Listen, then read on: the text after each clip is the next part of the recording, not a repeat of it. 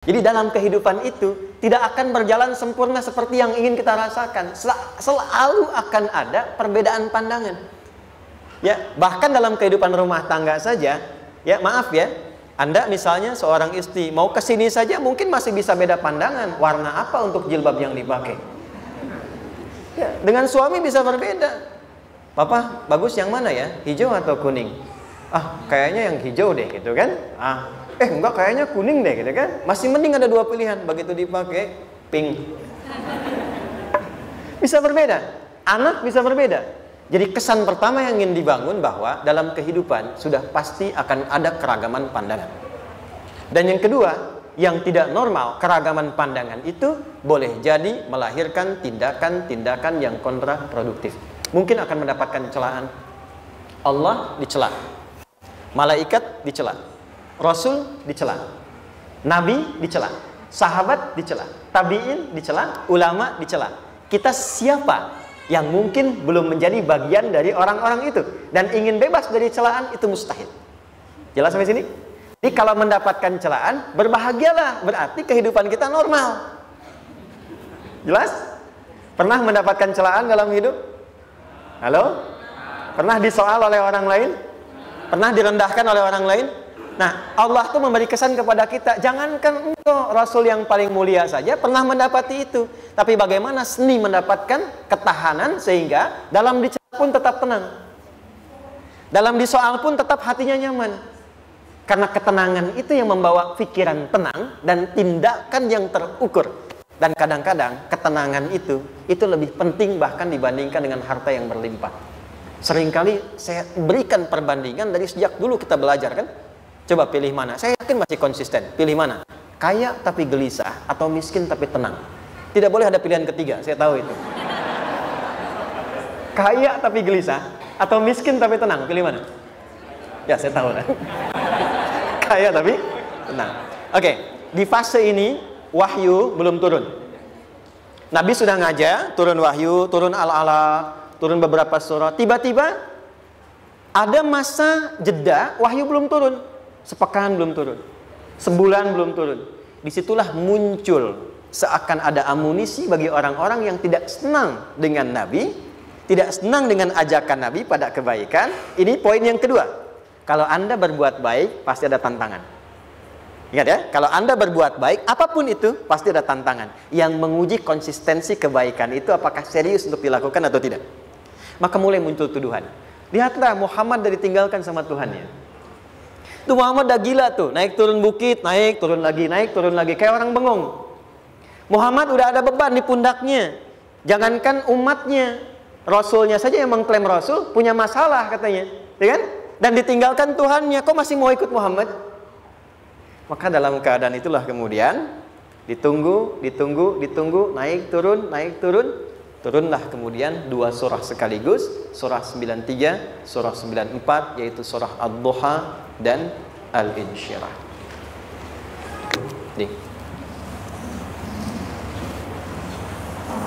Oke.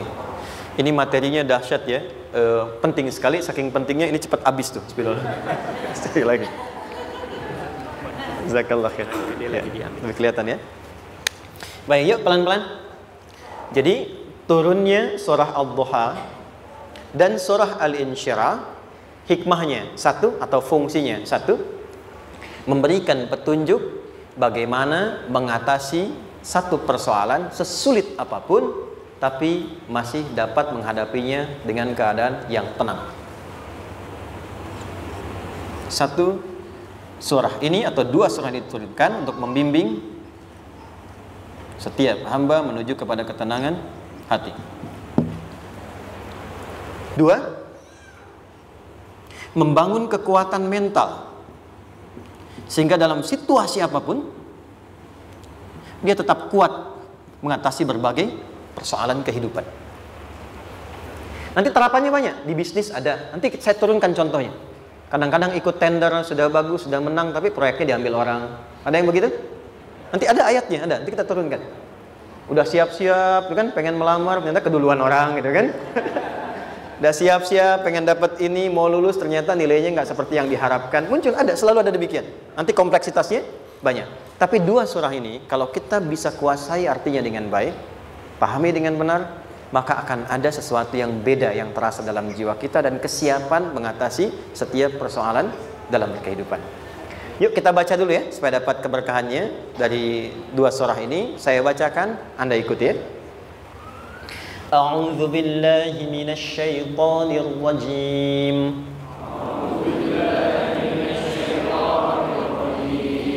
Bismillahirrahmanirrahim.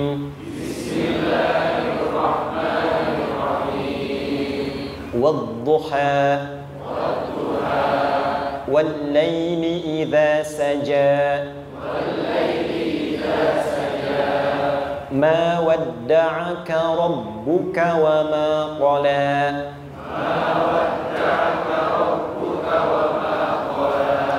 ma wadda'aka rabbuka wa ma qala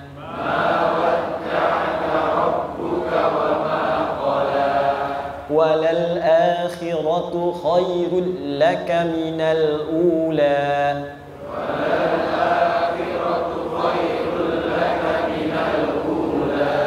wala sawfa yu'tika rabbuka fatarda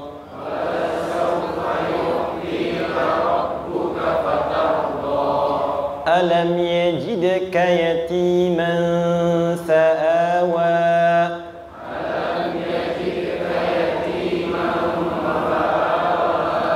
ووجدك ضالا فهدى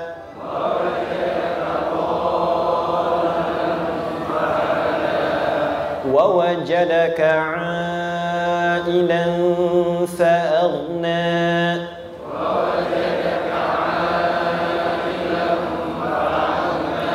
فأما اليتيم فلا تقهر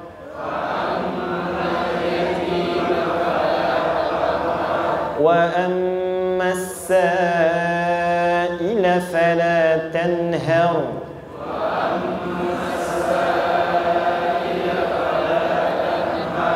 وأما بنعمة ربك فحدث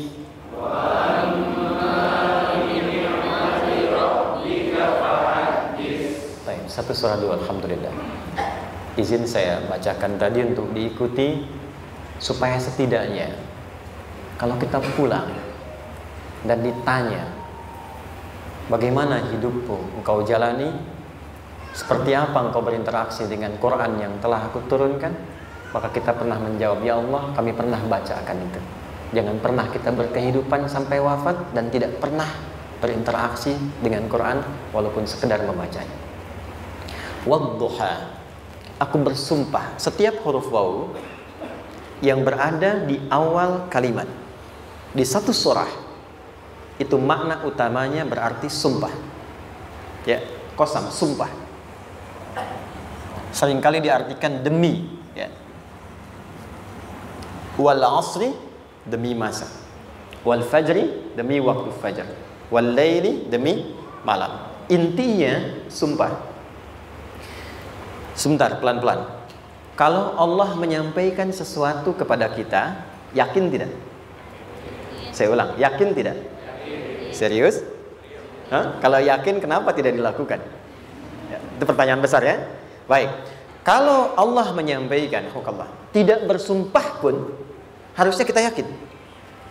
Tapi kalau Allah bersumpah dalam kaidah ilmu tafsir, berarti ada sesuatu yang sangat penting, yang saking pentingnya akan sangat dibutuhkan oleh setiap hamba, sehingga diminta setiap hamba itu fokus menyimak apa yang mau disampaikan. Bahkan saking pentingnya menyimak itu, Allah bersumpah. Jelas? Jadi kalau teman-teman menemukan di Quran ada ayat dibuka dengan sumpah, berarti ada kasih Allah yang tinggi yang akan disampaikan di ayat itu sampai meminta kita fokus untuk menyimaknya. Ad-duha, untuk memudahkan maknanya, teman-teman kalau waktu duha itu jam berapa ya? Oke, sebetulnya dimulai sejak matahari itu mulai naik, yang memantulkan ya atau menyinari cahayanya itu mulai terasa lembut. Ya, kalau misalnya kita ambil 1,5 jam setelah subuh. Sekarang subuh 4:30 lah, taruhlah 4:30 ya. 1,5 jam berarti jam 6 kan? Nah, itu awal duha tuh. Awal duha. Sampai ke pertengahan kurang lebih 9:30, jam 10. Akhir duha jam 11 sampai menjelang ke zuhur. Awal duhanya disebut dengan syuruk namanya. Syuruk. Jadi syuruk itu awal duha. Kalau sudah jam 6 ada cahaya matahari ya. Enak nggak ke tubuh kita itu? Nyaman nggak? Jam 8 enak nggak kalau berjemur ya? Jam 9 enak ya? Nah, ini kata kiasan dalam bahasa Arab. Kalau kita merasakan sesuatu yang enak, nyaman, memberikan manfaat yang banyak, itu orang Arab sering memberikan kiasan dengan waktu-waktu tertentu. Di antaranya duha. Jadi kalau kita menemukan kalimat duha, jangan langsung diartikan ke waktu duhanya. Boleh jadi yang diinginkan adalah makna di balik itu, yaitu semua kenikmatan dan kenyamanan yang didapatkan. Cara mengartikan ini, wadduha, aku bersumpah kata Allah, ya Muhammad, demi semua kenikmatan yang kau rasakan dalam hidup, seperti engkau merasakan kenikmatan cahaya duha itu. Jelas? Wal laili idza saja, dan aku bersumpah, al-lail, lail itu apa? Malam. Baik, lail turunannya, layali jamaknya, lela, lili, lala, itu malam. Jadi kalau ada ibu leli, ibu malam-malam ya. Al-lail. Oke. Lail itu malam. Malam gelap nggak? Gelap. Tapi kalau gelapnya gulita, tidak ada cahayanya, gelap betul gitu. Gelap ya. Misalnya sedang kita dapati misalnya satu momentum padam lampu, padam semua, dan pas gerhana misalnya gelap sekali. Nah, itu bahasa Arabnya disebut dengan saja namanya. Ya, saja. Wal laili idza saja. Dan malam apabila telah gulita. Zaman Nabi kan nggak ada lampu, ya, belum ada PLN, ya, dan seterusnya. Jadi gelapnya betul-betul gelap. Saya mau tanya sebentar. Biasanya kalau situasi gelap itu mudah nggak menemukan benda tertentu? Melangkah mudah atau sulit? Tidak mudah untuk dilakukan kan? Dalam bahasa Arab, kalau kita ingin mengungkapkan satu kegamangan yang luar biasa, sampai kita merasakan gelap dan sulit melangkah. Bukan hanya karena nggak ada cahaya, mungkin karena ada pekerjaan tertentu yang menyulitkan, masalah tertentu yang menyulitkan, sehingga merasa seakan-akan kita tuh gelap. Makan nggak enak, melangkah susah. Pernah nggak merasakan situasi yang saking beratnya satu beban itu seakan-akan makan nggak mau, melangkahnya berat, ada vertigo, kadang-kadang pusing. Pernah merasakan itu? Itu bahasa Arabnya, wal-laili idza saja. Perhatikan kalimatnya, ya Muhammad sallallahu alaihi wasallam. Aku bersumpah demi semua kebahagiaan dan kenikmatan yang engkau pernah raih seperti merasakan kenikmatan cahaya duha. Dan mungkin persoalan hidup yang pelik yang membuat engkau merasakan kesulitan seakan-akan merasa di suasana gelap yang gulita. Ma wadda'aka rabbuka wa ma qala.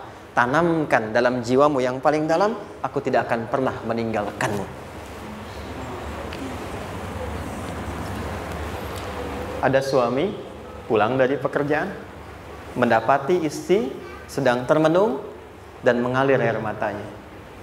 Tiba-tiba suaminya datang mengatakan, hangat sekali pada istrinya, di sampingnya membelainya dan mengatakan, "Ma, demi semua suka yang pernah kita lalui bersama, dan demi duka yang mengalirkan air matamu saat ini pun, tanamkan dalam hatimu yang paling dalam, Papa akan selalu bersama Mama dalam setiap situasi itu."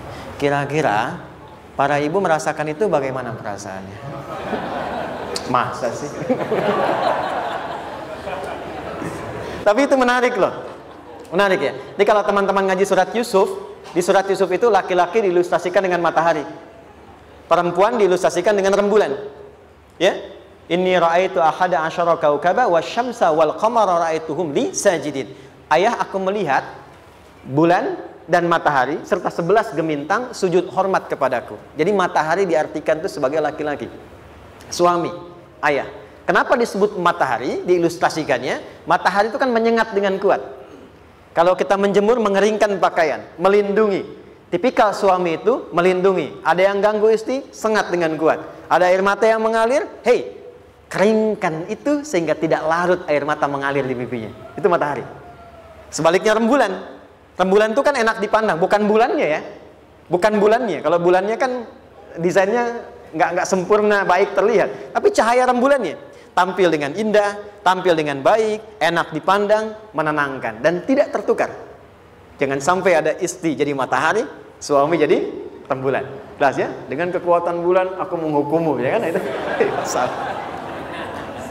Oke. Tahan sampai sini, tahan. Lihat baik-baik. Saya berhenti sampai sini dulu. Kalau di Quran ada ayat menyebutkan, tidak spesifik orang yang disebutkan dan kapan kejadiannya, maka peristiwa itu akan terjadi dan dialami oleh kemungkinan generasi berbeda di setiap masa dengan tokoh berbeda tapi perasaan yang serupa. Sebaliknya, kalau disebutkan namanya, jelas identitasnya, kapan kejadiannya, maka peristiwa itu hanya akan menimpa orang tersebut dan tidak akan dialami lagi orang lain setelahnya. Saya tanya dulu yang akhwat, yang perempuan, kenal Maryam? Kenal, bagus.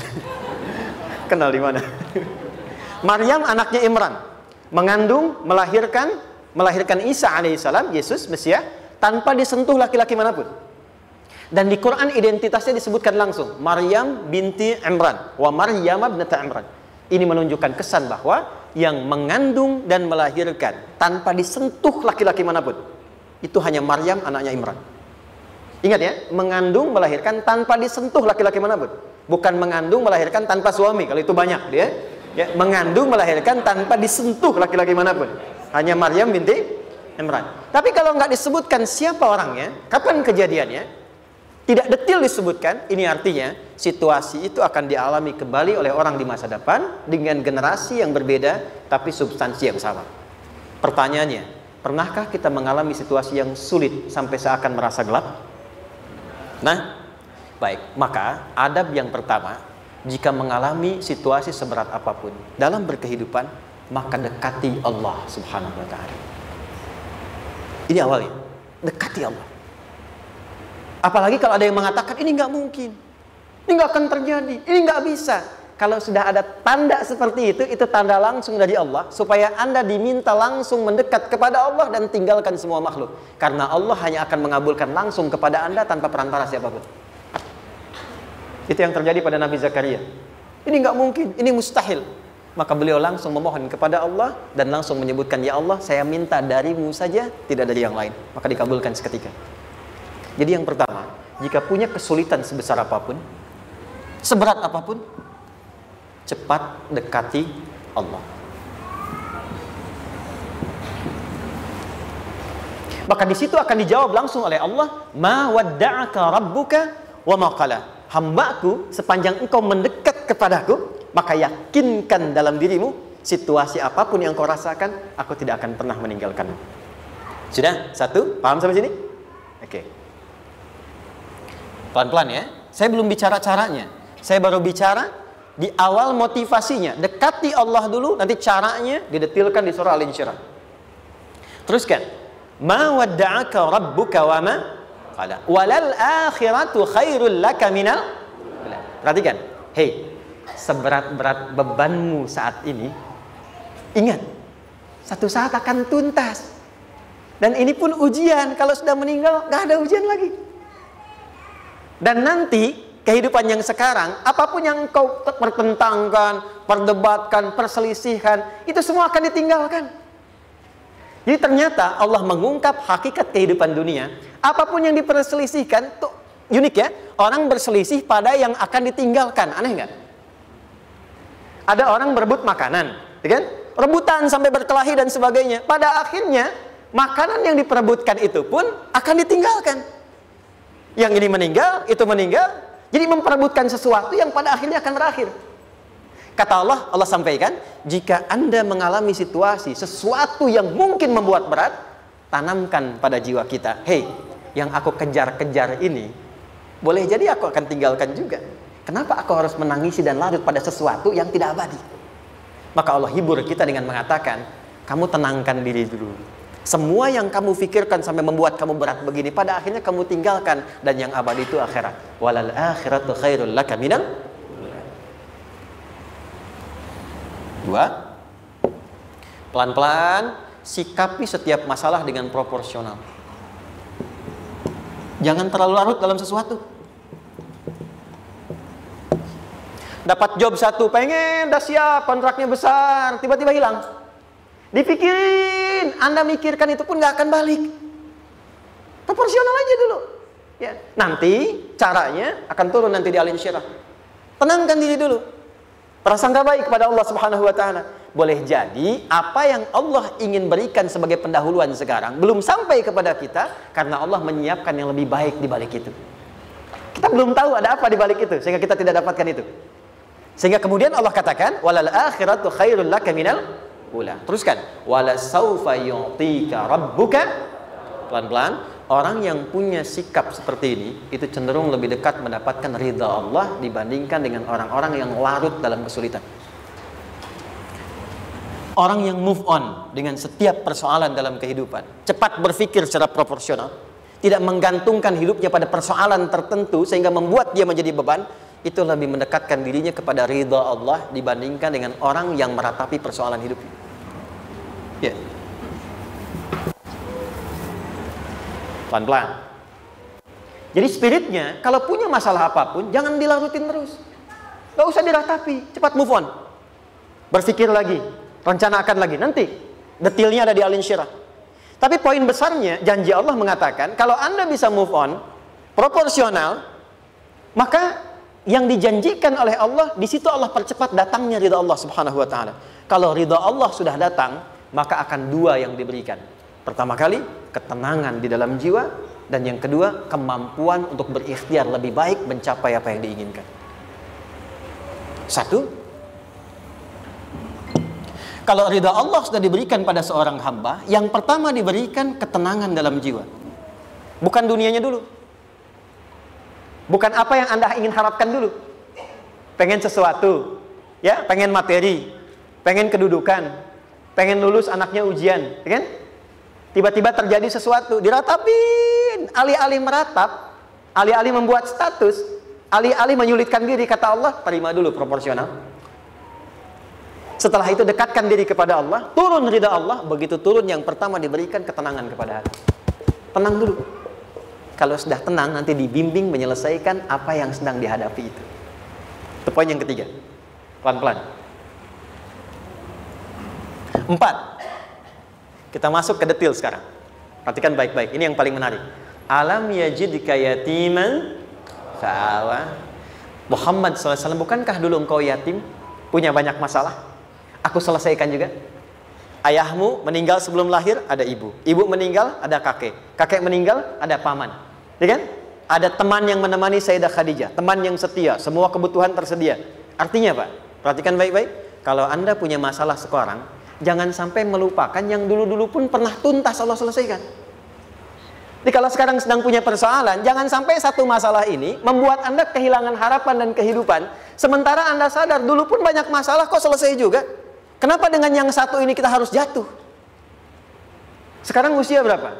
20, 30, 40, 50. Sekarang usia 50 tahun, ada masalah, baru 5 menit datang sudah merasa jatuh. Yang 50 tahun ke belakang yang banyak selesai itu kita nilai atau tidak? Maka kata Allah, seperti yang dulu pernah aku selesaikan ribuan masalah itu, yang sekarang pun mudah aku tuntaskan. Jelas? Nah, secara psikologi, orang-orang yang selalu bertindak seperti itu akan selalu punya harapan lebih tinggi untuk menyelesaikan persoalannya. Jadi kalau sedang punya masalah, pikirkan yang dulu juga selesai, masa yang sekarang nggak selesai. Itu prinsipnya. Secara psikologis demikian. Jelas ya? Oke. Wa wajadaka dhallan fahada. Muhammad, dulu engkau pernah mengalami melihat masyarakat banyak berbuat yang tidak baik, aku berikan petunjuk. Kuncinya fahada di situ. Orang yang punya motivasi kuat dan keyakinan untuk bisa menyelesaikan persoalannya, maka dia akan lebih cepat mendapatkan petunjuk Allah untuk mendapatkan solusi terbaik. Ada sini. Saya agak cepat ya, mohon izin. Wa wajadaka 'ailan fa'aghna. Bahkan, maaf, bukan sekedar selesai, kalau perlu saya bikin kaya, kata Allah. Aghna itu kalau ilmunya luas. Kalau harta, hartanya banyak. Kalau kedudukan, kedudukannya tinggi. Hei, engkau yang sedang mengejar kedudukan, aku tahan sebentar karena ada yang nggak bagus untukmu di sini. Tapi kalau kamu terima, aku angkat itu lebih daripada apa yang kamu harapkan. Kamu pengennya bintang 2, aku naikkan sampai bintang 4. Kalau perlu 5 sekalian. Hei, kamu yang in kampus di sini, aku tahan, bahasa kamu nggak lulus, kamu nangis, kamu mengadu, kamu datang pada orang tuamu. Orang tua mulai protes, mulai curhat macam-macam. Terima dulu. Mungkin di sini ada yang tidak baik seperti doa ibumu yang sering memohon, ya Allah, jangan sampai anakku berbuat yang salah. Jangan sampai terjebak narkoba. Jangan sampai terbawa tawuran. Di sini ada yang kurang tepat untukmu. Kalau kamu ridha, kamu terima, kamu proporsional, bahkan aku pindahkan ke kampus yang lebih baik yang tidak kamu bayangkan sebelumnya. Di orang-orang yang selalu menerima apa yang Allah ujikan dan ridha dengan itu, maka Allah akan angkat derajatnya bahkan melebihi ekspektasi dirinya. Paham? Kalau sudah seperti itu, maka lihat ujung ayatnya. Lihat ujung ayatnya. Fa'ammal yatima fala taqhar. Hei, maka jangan pelit berbagi kepada orang lain. Share. Kalau sudah sukses, share. Berbagi, bukan hanya materi, bagi ilmunya, ya, bagi kebahagiaannya. Wa ammas sa'ila fala tanhar. Jangan sampai nunggu orang minta. Kalau lihat ada kawan yang butuh, sekarang Anda sukses. Tapi boleh jadi kesuksesan Anda itu tangganya dari teman-teman Anda. Kalau sudah teraih ke atas, lihat lagi anak tangganya ke bawah. Ajak teman, jangan ditunggu minta. Ajak, bawa dia, berikan peluang. Jangan sampai dia minta, apalagi Anda bentak-bentak. Aku kan yang dulu bantu kamu. Jangan sampai keluar kata-kata itu. Kamu bisa naik di atas karena aku kan yang dulu bantu kamu. Kamu bisa jadi pemeran utama karena aku yang rekomendasikan. Karena aku yang dorong kamu, misal. Jangan sampai keluar kata-kata itu. Apalagi langsung keluar, tidak. Ini karena ilmuku saja misalnya. Kalau itu bisa dilakukan dengan baik, lihat ujungnya. Wa amma bi ni'mati rabbika fahaddits. Maka semua nikmat yang dirasakan akan mudah untuk diimplementasikan dan disyukuri. Jadi semua nikmat itu bukan cuma dirasakan. Jadi membagi semua nikmat itu adalah rasa terbaik untuk menikmatinya. Maaf ya, Anda kalau punya makanan, dimakan sendiri.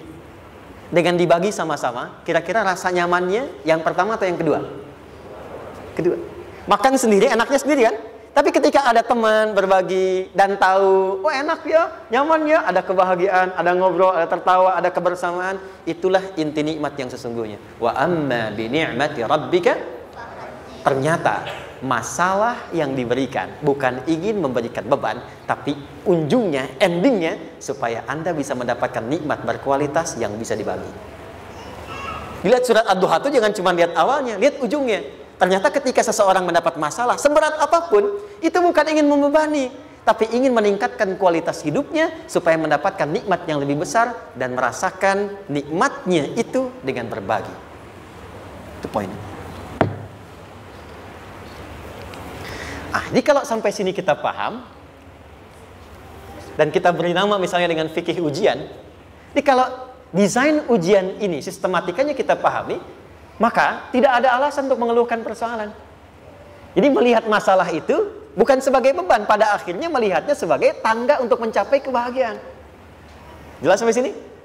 Baik, kalau sudah seperti ini, ingin punya masalah atau tidak ingin punya masalah? Tidak.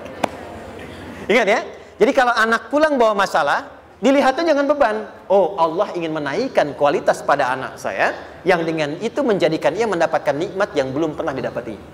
Kalau rumah tangga sedang ada masalah, jangan banyak diperseterukan, tapi direnungkan sejenak. Oh, Allah ingin meningkatkan kualitas rumah tangga ini, sehingga kita bisa mendapatkan nikmat yang tidak pernah didapati sebelumnya. Makanya nikmat berumah tangga itu yang terbesar, selalu bertambah ketika menyelesaikan masalah. Silahkan cek. Kalau sedang ada masalah, berseteru kan? Tapi setelah selesai, kan jadi lebih nikmat ya? Ya? Lebih senang lagi, lebih cair lagi, lebih bahagia lagi, lebih mendukung lagi. Ternyata ada nilai-nilai kebaikan yang tersimpan yang belum disadari sepenuhnya. Pertanyaannya, kadang-kadang mudah diucapkan, tapi tidak mudah mempraktekkan. Bagaimana itu semua bisa ditempuh dengan baik, sehingga ketika mengalaminya, kita bisa tenang menghadapinya. Maka turunlah surah Al-Insyirah. Saya cepat.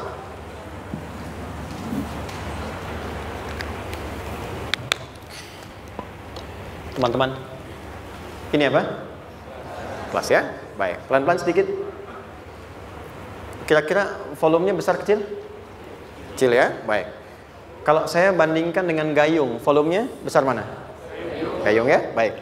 Kalau ini saya perlebar, sehingga bisa memasukkan apapun ke dalamnya, itu bahasa Arabnya disebut dengan insyirah namanya. Jelas? Meluaskan sesuatu sehingga terlihat lapang, sehingga memudahkan setiap hal masuk ke dalamnya. Itu insyirah namanya. Surah ini diberi nama dengan surah Al-Insyirah, yang berarti sesuatu yang lapang, yang tenang, yang nyaman. Yang diharapkan dengan keadaan hati yang lapang, nyaman, tenang itu, segala persoalan yang dihadapi dalam kehidupan akan mudah diterima dan tidak berdampak besar dalam menyikapinya. Maka bagaimana kemudian Allah memberikan turunan-turunan petunjuk supaya apa yang diharapkan ini bisa tercapai? Satu, izin mengilustrasikan. Saya kasih cerita sebentar. Ada seorang anak muda, kisah ini sangat viral, hampir setiap kita bisa mendapatinya. Datang kepada seorang kakek tua di sisi danau yang jernih sekali airnya. Dia berkeluh kesah tentang persoalannya. Dia katakan, saya punya masalah begini. Berat sekali terasanya. Kakek itu kemudian permisi, dia hanya membawa 2 genggam garam. Kemudian beliau bawa 1 gelas, ilustrasinya seperti ini. Dimasukkanlah kemudian garam itu ke gelas itu. Lalu diambil 1 gelas air yang jernih tadi, dengan garam segenggam. Kata beliau, minum. Pemuda itu mengatakan, wah, asin, minum aja dulu. Lalu ketika diminum, langsung ditumpahkan. Dia muntahkan, asin katanya. Lalu setelah itu kakek yang tadi melepaskan segenggam sisanya, dilempar ke danau tadi yang luas. Lalu diambil lagi dengan gelas yang sama. Sekarang minum. Bagaimana rasanya? Segar, enak, nyaman. Itulah hatimu. Kalau hatimu sempit sesempit gelas ini, maka masalah sekecil apapun akan selalu menghadirkan kesulitan seperti engkau menelan garam tadi. Tapi kalau hatimu luas, sebesar apapun masalah, tidak akan pernah berdampak pada dirimu kecuali engkau mampu menyusun rencana untuk mengatasinya. Kelapangan hati yang membuat diri kita mampu menerima persoalan apapun, itu yang disebut dengan insyirah.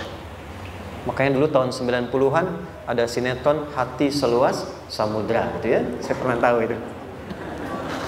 Sama anaknya diapa-apain juga, masih aja ya menerima gitu.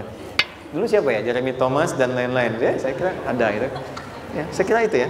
Saya pernah lihat sejenak ya. Saya jarang-jarang nonton gitu. Pernah lihat aja. Saya senang riset. Jadi kalau riset itu ada riset dakwah, ada riset materi. Saya teman-teman yang musik gitu ya. Saya tidak terlalu dekat dengan musik karena saya di Quran gitu. Tapi untuk mengetahui hukum musik itu bagaimana, saya riset. Sampai ke notasi saya tahu. C, D, F, G, A, B, C, G, A, B, C, D, F, G, D, F, G, A, B, C, D, A, B, C, D, F, G, A, F, G, A, B, C, D, E, B, C, D, E, F, G, A, B, F, G, A, B, C, D, A, F, G, A, B, G, A, B, C, gitu kan ya? Ya, tapi kalau diminta piano, gitar, ini saya nggak bisa. Ya, tapi untuk menentukan hukum, nah kita bisa paham gitu. Misalnya boleh nggak baca Quran pakai langgam Jawa gitu kan? Nah, hukumnya apa? Nanti dari teori itu muncul. Ya, paham ya? Nah, oke, balik sini. Perhatikan baik-baik. 1, saya agak cepat. Ini ditafsir langsung turun Al-Insyirah. Yang pertama, alam nashrah laka sadrak wa wada'na anka wizrak allazi anqadha dhahrak. Tahan sampai sini dulu, 3 ayat. Saya mulai dari ayat kedua dan ketiga. Perhatikan baik-baik. Wa wada'na anka wizrak allazi anqadha dhahrak. Artinya apa? Artinya satu beban yang diletakkan di pundak yang berpengaruh kepada semua bagian tubuh. Kita pernah melakukan atau melihat yang angkat beban ya? Beban kan semakin berat diangkat, semakin terasa ke bagian-bagian tubuh ya, ke semuanya. Nah, itu namanya wizrak alladzi anqadha dhahrak. Beban yang dipikul yang berat sekali sampai semua merasa. Makanya jadi satu ungkapan dengan mengatakan dia sedang memikul beban yang sangat berat. Sampai kepalanya pusing, tidur nggak nyaman, miring kanan, miring kiri. Itu namanya ya alladzi anqadha dhahrak. 1. Saya percepat, akan ada satu masa dalam hidup setiap hamba merasakan satu persoalan yang seakan-akan beban berat yang dipikul sampai merasa kesulitan dari ujung kepala sampai ujung kaki. Siapapun itu. Jujur ya, setiap kita tanyakan pada diri sendiri. Setiap kita yang ada di sini, saya yakin pasti pernah atau bahkan akan mengalami satu peristiwa yang merasakan beban berat sampai seakan-akan ujung kepala sampai ujung kaki merasakan sakitnya. Ada yang sudah mengalami atau bahkan nanti akan ada yang melalui. Perhatikan baik-baik. Teruskan ayatnya. Wa rafa'na laka. Perhatikan. Kalau ada yang sedang merasakan itu, yakinlah kata Allah, pada saat itu sesungguhnya Allah sedang mengangkat derajatnya dan meningkatkan kualitas hidupnya untuk mencapai sesuatu yang istimewa yang belum pernah diraihnya. Dari sini kita buat persamaan. Ujian. Perhatikan. Berbanding lurus dengan harapan, banding lurus dengan solusi nanti pada akhirnya. Fokus. Lulus di sini, insya Allah setiap persoalan akan lebih mudah untuk diatasi. Ujian, seberat apapun yang sedang kita alami, tidak akan pernah diberikan kepada kita oleh Allah, kecuali ternyata hikmahnya untuk mengabulkan harapan-harapan besar yang sebetulnya kita mintakan. Jujur ya, setiap kita kan sering punya permohonan ya, sering berdoa ya. Ya Allah minta ini, minta itu, minta ini, minta itu, gitu kan? Nah, cara Allah mengabulkan harapan kita itu, yang pertama, jalurnya lewat ujian. Karena semua kesuksesan itu, desain dasarnya adalah melewati ujian.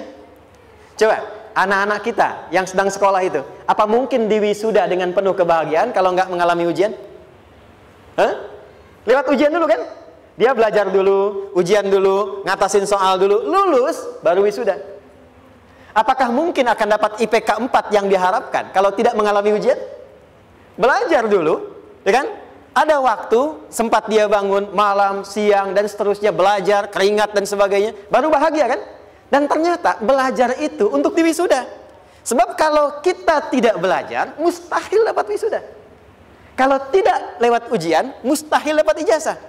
Karena ternyata harapan itu, hukum dasarnya dalam berkehidupan, bisa diraih dengan melewati ujian. Ini poinnya. Jadi mohon, kalau sedang mengalami sebuah peristiwa, dan kita harus menghadapi itu, coba renungkan. Sebetulnya pernah berdoa apa sampai kita mengalami itu, sehingga dengan jalan itulah sebetulnya Allah ingin mengabulkan harapan yang dulu pernah kita mintakan. Jelas? Oke, satu.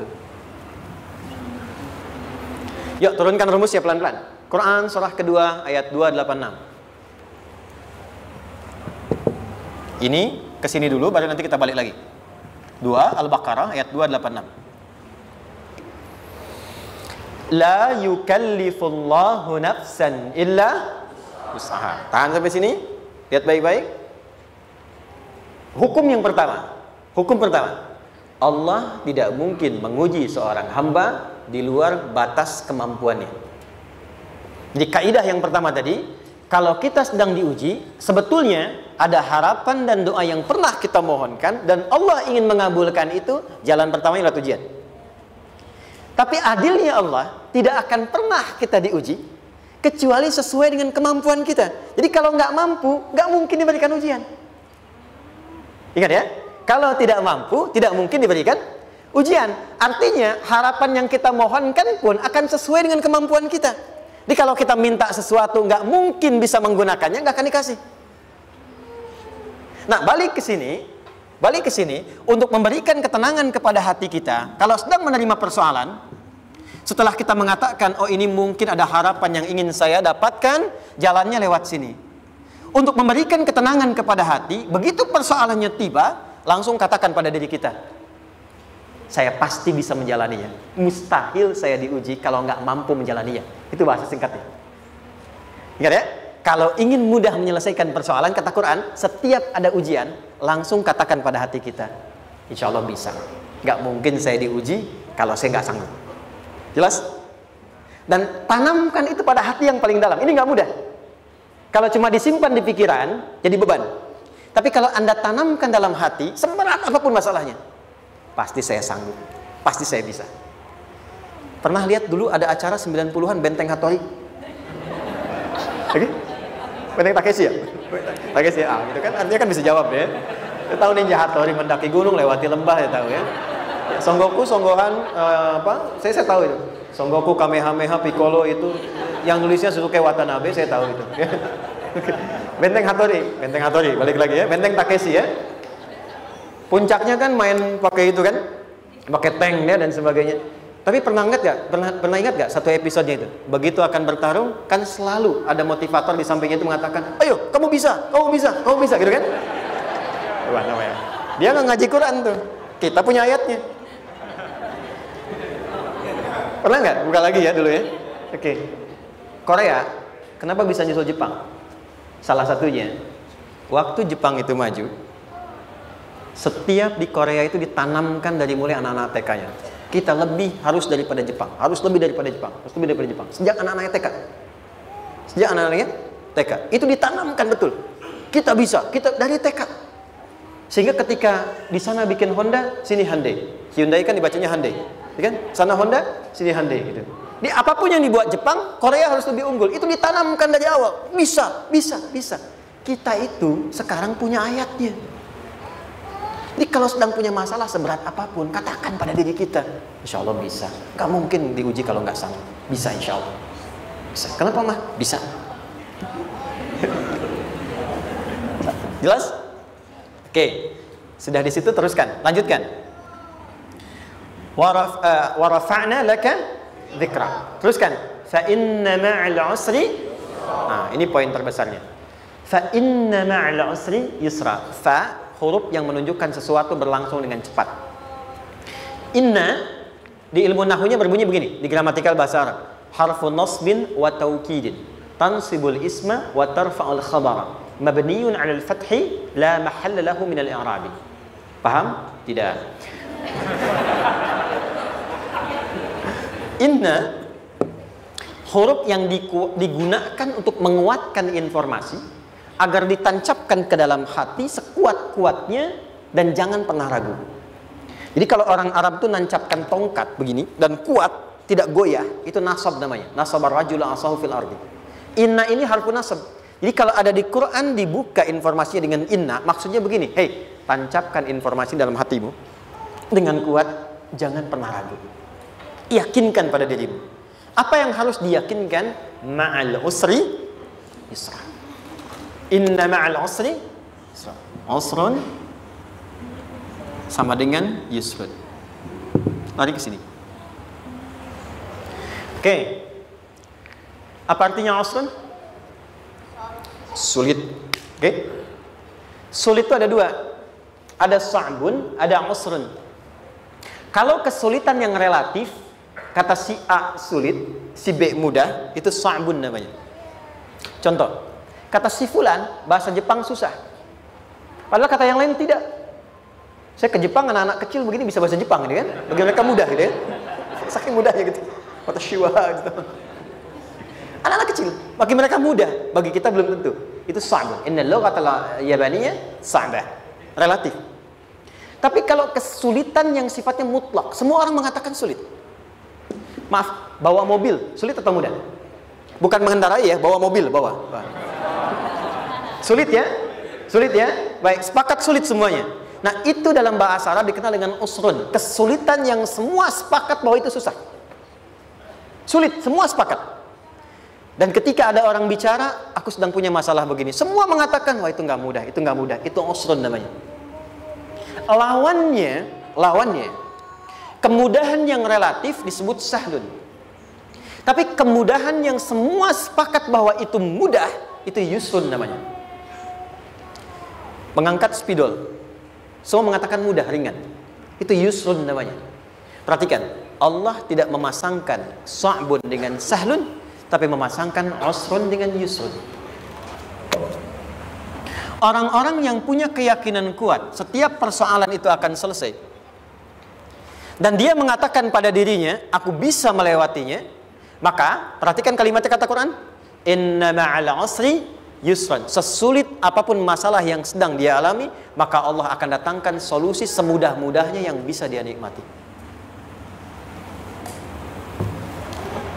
Dengan kata lain, kalau kita bawa ke bahasa psikologi, kalau sedang menghadapi persoalan seberat apapun, selain kita mengatakan, ini pasti bisa saya lalui, saya insya Allah sanggup mengatasinya, katakan pada diri kita, ini pasti selesai. Pasti ada solusinya, pasti mudah. Katakan, walaupun memang solusinya belum datang, tapi tenangkan pada diri kita dengan mengatakan, inna ma'al usri yusra. Bahasa psikologinya, katakan pada diri kita, ini pasti selesai. Nggak mungkin nggak selesai, pasti ada solusinya, pasti mudah. Itu lebih memberikan harapan pada diri kita untuk menuntaskan persoalan dibandingkan dengan meratapinya. Jelas? Teruskan. Fa inna ma'al usri. Kalau masih ragu kata Allah, katakan lagi sekali lagi. Sampai hati kita merasa nyaman.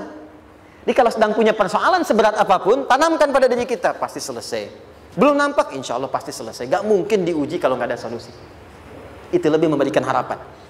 Setelah itu, fa'idha faraghta, mitigasi masalahnya, mitigasi persoalannya. Tuliskan, ini masalahnya apa? Rumah tangga.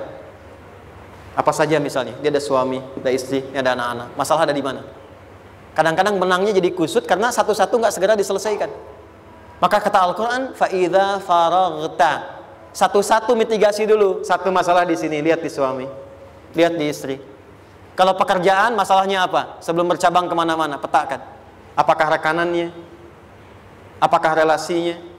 Apakah kemampuannya? Apakah manajerialnya? Apakah marketingnya? Mitigasi, kotaki semua, selesaikan satu-satu.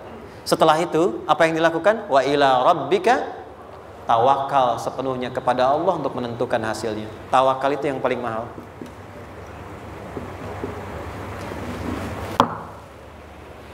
Anda kalau nggak punya kepasrahan, stres.